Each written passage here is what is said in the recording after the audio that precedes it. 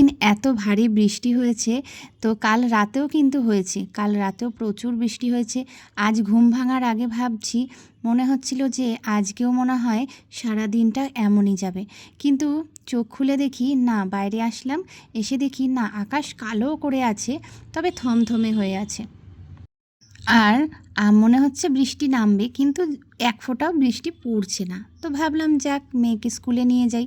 আজ শনিবার, কিন্তু শনিবার নিয়ে যাই না, যেহেতু দুদিন স্কুলে নিয়ে যাইনি বৃষ্টির জন্য, তো আজকে স্কুলে নিয়ে যাওয়ার জন্য তৈরি করছি মেয়েকে। তো মেয়েও উঠে পড়েছে, আর এদিকে আমার বর কিন্তু ফুলগুলো তুলে ফেলছে, আর ও কিন্তু কাজে যাওয়ার আগে কিন্তু ফুলগুলো তুলে রাখে। আর দেখো জবাগুলো কিন্তু ফোটেনি, এখন 5:30 মতো বাজে, সেই কারণে জবাগুলো ফুটবে, আর একটু পর ফুটে যাবে। তো মেয়ে কিন্তু আমার রেডি হয়ে গেছে, মাম্মামকে রেডি করিয়ে দিয়েছি, আর স্কুল ড্রেস পরানো হয়ে গেছে, টিফিন দেওয়া হয়ে গেছে, জলও দেওয়া হয়ে গেছে। এই দেখো 6:10 বাজে, এখন আমরা যাব স্কুলে, আর আমিও রেডি হয়ে গেছি নিয়ে যাওয়ার জন্য। তো চলো, সকালের কাজটা কিন্তু আগে সেরে ফেলি, তাই তো বন্ধুরা। আমি Sangeeta, shining blog with Sangeeta চ্যানেলে আমি সঙ্গীতা চলে এসেছি আরও একটা নতুন ব্লগ নিয়ে। আমার নতুন ব্লগে তোমাদেরকে স্বাগত জানাই। তো চলো, মেয়েকে স্কুলে দিয়ে এসেছি এবং নিয়েও আসাও হয়ে গেছে। মামাম কিন্তু স্কুল থেকে চলে এসেছে, আর চলে আসার পর আমি মধ্যিখানে কিন্তু ভাতটা বসিয়ে গিয়েছিলাম। তো এসে দেখি ভাত হয়ে গেছে, ভাত নামিয়ে ফেলেছি, আর এদিকে ফ্রিজ থেকে মাছটা বার করেছি। কালকে কিন্তু মাছ কিনে এনে ফ্রিজে রাখা হয়েছিল, তো আজকে ধুয়ে একদম ভালো করে ধুয়ে নিয়েছি, ধুয়ে নিয়ে এবার নুন হলুদ মাখিয়ে নেব। তো আজকে কিন্তু এই মাছের ঝোল হবে, তার জন্য মাছ কিন্তু অনেকগুলো একদম টাটকা ছিল, জানো, মাছটা বেশ মানে খাপি খাচ্ছিল, ভালো টাটকা মাছ ছিল। এইদিকে কলমি শাক কিন্তু কেটে নিয়েছি, কলমি শাকটা পাতাগুলো মা ছাড়িয়ে রেখেছিল, আজকে আমি ভালো করে ধুয়ে কুচিয়ে রেখে দিয়েছি ঝুড়িতে। কলমি শাক ভাজা করব, আর এদিকে মাছের ঝোলটা হবে, আর কুদরুল করব। তো চলো কি কি করব সেটা তোমাদেরকে একটু দেখাই। তার আগে দেখো, নুন হলুদ মাখিয়ে নিই মাছে, ঠিক আছে। আজ যে দিনটা আমার মানে কি বলবো, সকালবেলা উঠেই ভেবেছিলাম আজও মনে হয় স্কুলে নিয়ে যেতে পারবো না মেয়েকে, কারণ আজ যদি নিয়ে না যাই তো 3 দিন হয়ে যাবে, ও স্কুলটা কামাই হয়ে যাবে। কিন্তু যাই হোক, যেতে পেরেছে অলরেডি, আকাশটা ভালো ছিল বলে। আর চলো, এই যে কুদরুল দেখলে, কুদরুলগুলো কেটে নিয়েছি, আর এদিকে সরু সরু করে আলু কেটেছি, আলু দিয়ে কুদরুল আর পেঁয়াজ দিয়ে ভাজবো, ঠিক আছে। আর এদিকে মাছ রয়েছে, মাছের দেখবো হচ্ছে কাঁচা লঙ্কা, আদা, আর জিরে বেটে নেবো, মশলা করে নেবো, টমেটো আছে, টমেটোটাও বাটবো। আর এদিকে কলমি শাক, পেঁয়াজ দিয়ে কলমি শাক ভাজা করব। তেল কিন্তু আমার গরম হয়ে গেছে কড়াইতে, মাছের আলু কেটে নিয়েছি। তো চলো, এই যে যা যা কেটে নিয়েছি, সমস্ত সবজি জোগাড় আমার হয়ে গেছে, ঠিক আছে। রান্নার জোগাড়টাই হচ্ছে বড় কাজ, তাই না বলো? রান্নার কতক্ষণ লাগে করতে, রান্না জোগাড় করতেই অনেকটা সময় চলে যায়। আর আমার তো সকালটা ধরো মানে মেয়েকে দিতে আর আনতেই কিন্তু তার মানে সময় যায়, তার মধ্যে কাজ, তার মধ্যে কাজ। তোমরা তো আমার যারা ব্লগ দেখো তারা জানোই। তো আমার মাছের ঝোল কিন্তু কমপ্লিট হয়ে গেছে, বাটা মশলা দিয়ে, আলু দিয়ে একদম মাছের পাতলা ঝোল করেছি, গরমের জন্য একদম পারফেক্ট, ঠিক আছে। আর এদিকে কলমি শাক ভাজা, কলমি শাক ভাজার জন্য সর্ষে, গোটা সর্ষে আর পেঁয়াজ ফোড়ন দিয়েছি লঙ্কা দিয়ে, ঠিক আছে। চলো আর একবার দেখিয়ে নিই কী কী রান্না করেছি।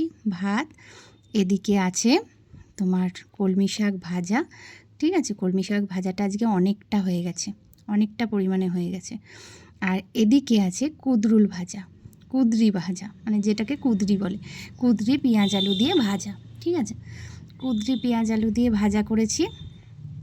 আর এদিকে আছে মাছের ঝোল, ঠিক আছে, মাছের ঝোল করেছি, এই যে পাতলা করে মাছের ঝোল করেছি।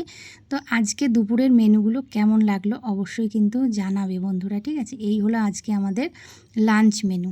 তুমি পথে চেনো, পাশে আছি জেনো, আমাকেও সঙ্গে নিলে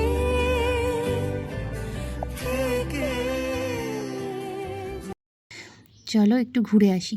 ও মা, ঘুরে আসি বলে নিয়ে এসছে কোথায় দেখো, নৈহাটিতে। আকাশটা দেখেছো, বিকেলের আকাশ সুন্দর লাগছে না? বৃষ্টির পরে মানে একটু বৃষ্টি থামার পরে আকাশটা বেশ সুন্দর লাগে না? দেখো, চপের দোকানে চলে এসেছি, রাস্তার ধারেই চপের দোকানটা। আর এত এত সুন্দর সুন্দর এত টেস্টি চপ দেখে আর কি যাই কোথাও, এখানেই বসে পড়লাম আমরা বর বউ মিলে।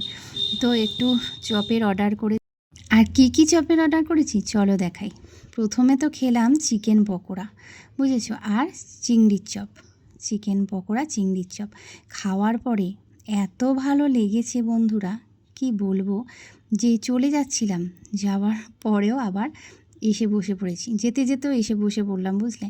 তো দেখাই, এই দেখো চিংড়ির চপ উকি মারছে, দেখেছো চিংড়িগুলো কিরম উকি মারছে, দেখে লোভ লাগছে কি না বলো। তো আমারও এমনই লোভ লেগেছিল, তাই জন্য কিন্তু আমরা কিন্তু মানে অনেকগুলো চপ খেয়ে ফেলেছি কালকে, জানো।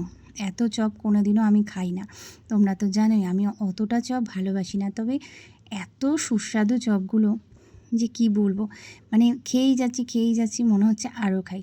তোমরা যদি চাও কিন্তু আসতে পারো। আর তোমাদের যাদের যাদের বাড়ি এই নৈহাটিতে, তো নিশ্চয়ই তোমরা এই চপের দোকানটা চেনো আশা করি। তো কারা কারা চেনো আর কারা কারা এই জায়গাটায় থাকো অবশ্যই জানাতে আমাকে কিন্তু ভুলবে না বন্ধুরা, ঠিক আছে। তো চলো আরাম করে একটু খেয়ে নিলাম, আর বারবার খালি বক্সের দিকে দেখছি আর কি খাওয়া যায়। তবে আমরা একটু তাড়াতাড়ি এসেছিলাম, তো ওই জন্য অনেক চপ এখনও ভাজা হয়নি। তো ভাবলাম পরের বারে এসে সেগুলোও টেস্ট করে যাব, ঠিক আছে। চিংড়ি চপটা একটু দেখিয়ে নিই। এটা কিন্তু যাওয়ার পথে আবার একবার খেলাম, মানে চলে যাচ্ছিলাম আর কি, যেতে গিয়ে বসে পড়ে। আমার বর কিন্তু চিংড়ি খেতে খুব ভালোবাসে, তো ওই জন্য আর একটা বললাম তুমি আর একটা খাও, তো সেই কারণে ও খেয়ে নিচ্ছে, ঠিক আছে। তো চলো এবার বাড়ির দিকে রওনা দিই। দেখো বিকেলে গেছি, বিকেলেই কিন্তু বাড়ি ফিরে এসেছি, ঠিক আছে। সন্ধে করলাম না, কারণ ছেলে মেয়ে বাড়িতে আছে, ছেলে মেয়ের জন্য কিন্তু চপ নিয়ে নিয়েছিলাম, তবে ওদের জন্য স্যান্ডউইচ নিয়েছিলাম, বেশি ঝাল তো খেতে পারবে না ওরা, সেই কারণে স্যান্ডউইচ নিয়ে বাড়ির দিকে রওনা হলাম।